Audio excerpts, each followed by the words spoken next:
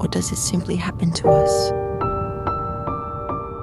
With a simple look and a gentle touch, we are given the quiet strength of knowing that even in a vast world, we are seen, valued, and cherished. Good morning, sunshine. Good morning, beautiful people. Today it's the 13th of July, 2024, and it is the perfect day for our wedding. Today feels like a dream come true. A day I've imagined since I was a little girl. Every corner of this home holds a memory, a laugh, a lesson, a part of who I am. And now, it's the place where I take the next step into a new chapter.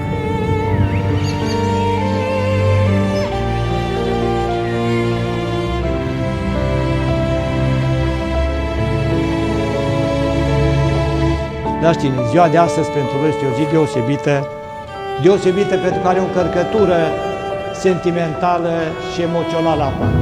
Cene bărboți cristiani de bunăvoie și nesi de nimeni în căsătorie pe cetățeană Albert Kingo Cristina. Da.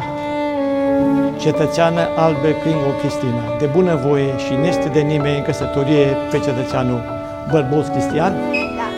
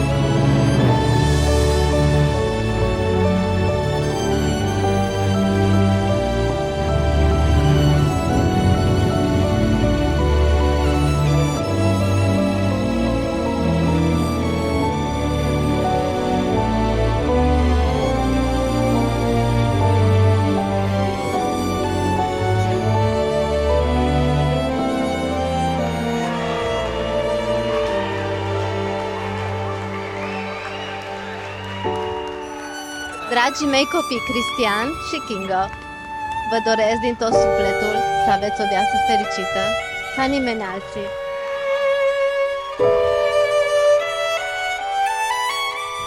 Întotdeauna să știi că o tată, cea mai mare sau prima fată, întotdeauna e ceva deosebit. Și tu ești deosebită.